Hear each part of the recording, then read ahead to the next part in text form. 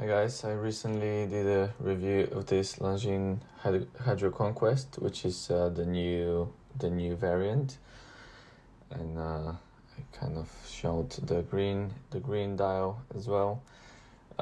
It's probably my favorite dive watch, and I also have this one here, which is blue.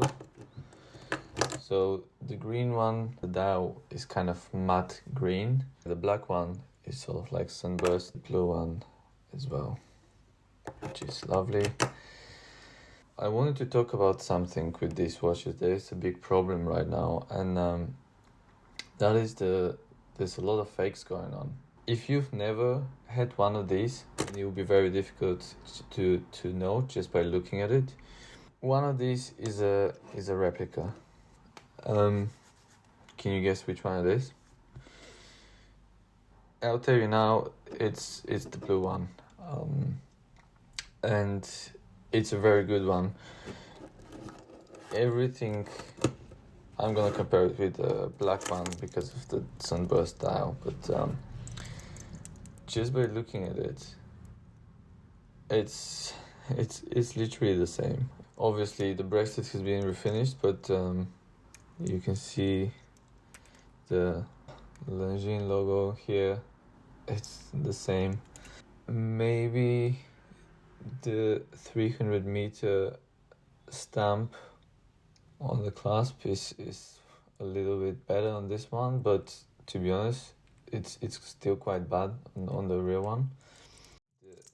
The dials are literally the same. I mean, maybe if you compare it side by side, maybe the font is a little bit different. You can see the date is about to change on this one. You see the Longines logo here? These are the same. I would say even this one is better engraved. But on the back, this one you can kind of see the logo, which is crazy because this one to me looks better, and this is the replica.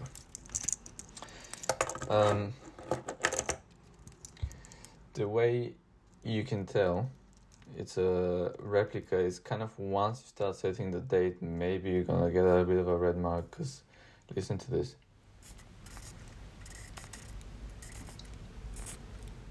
I don't know if you can hear, but it's very difficult to wind. It's just a bit, it's kind of like grinding in there. I don't know if that's a problem with this specific watch, but this one and the green one as well, it's just you don't even need any,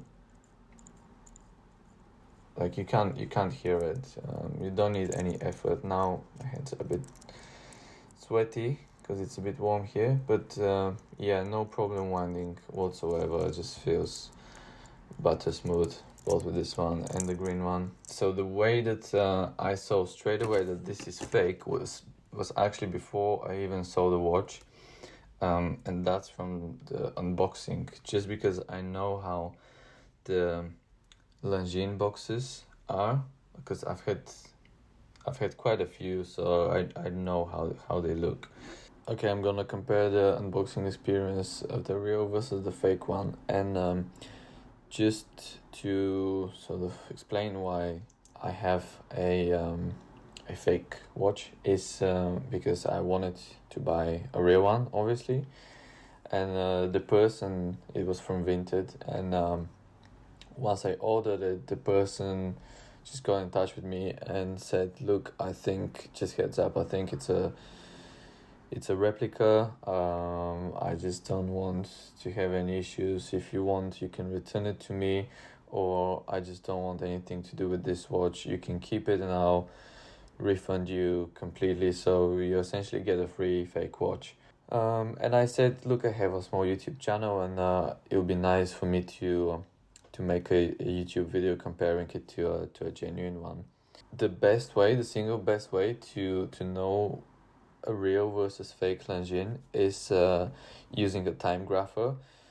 The real one should be, I think, at 25,000 vibrations, and the fake one will be at 28,000 vibrations, and that's an obvious sign that you've got a fake watch. So that's a good thing if you have a Timegrapher that you can check, but most people don't have a Timegrapher. So check the setting of the date, check this here. If this looks nice, then it means you've got a fake. If it looks shit, it means you've got a real one, probably, but then again, they could have swapped the bracelet for a real one. Also, I'll show you that the unboxing is quite obvious, but then again, they could have replaced the documents and the boxes with real ones. This is the fake one, this is the real one. This box is actually from this watch. This one, this watch was bought brand new at 2024, so it actually has the new black Longines box. But yeah, most that you're gonna see online are gonna have this yellow box that pretty much most Longines watches come in. The color is kind of the same on the outside. This, you can feel the logo on the real one. On the fake one, not really. If you've never had one, both boxes look quite nice, but maybe this one has more cushioning here. It just feels like there's some pad underneath, while this one just feels solid. And what was wild is that on Vinted I bought the fake one with Vinted authentication, and it passed, which is crazy. It passed authentication, so I'll never be using that again. Well, the first main flag was this looks more rounded, and this has just been like crudely cut. Yeah, you can kind of see what's going on there. The real one is not too good either, but yeah, this one's just a lot more crappy. The real book, these multiple Longines logos just feel way nicer. The stamping, you can see this looks a lot more clear. Hopefully you can see the lines just look more clear on this one. The instructions for use font, they just look super sloppy on the fake one. Yeah, I mean, here you can see this just doesn't look nice at all on the fake one. Around the back you can see the logo is a bit sloppy. Yeah, the paper is actually kind of yellow on the fake, and this is kind of like grayish white. At the back, the last page is where the warranty card will live. You can see this here looks like it's just been stuck on the fake one, and there's like a layer of plastic underneath, and here it's just a plastic over, and it goes under the paper on the real one. So yeah, these I think are a good sign. Just look at the booklets. The genuine one is really well made. There will be genuine grey ones, so don't see a grey one and say, oh, it's fake. It's not that. You can see how the font is again not very nice here. The real one will feel premium. One thing you can always try to do, not everyone will do that, but I straight up called up this shop and I asked, hey, was this watch bought from you in 2022? And they said, no, this is not how, we don't think so. This is not how we stamp our warranty cards. And we also don't have this serial number in our database. Yeah, always worth checking. Not everyone will do that. I think Beaverbrook's won't give you any of that information. They'll just say, oh, it's under data protection law, we can't disclose anything. So let's get back to the boxes. The main difference in the fake box, I guess the logo is slightly different, but again, if you don't have them side by side, it'll be difficult to tell. This one is a bit thicker, this one's a bit thinner. But the actual finishing, like this looks super smooth. The corners are really well rounded. I don't know if you can see them, but this here, it's just not very smooth. Like the corners are just kind of like sharp edges, whilst this one is like rounded on all sides.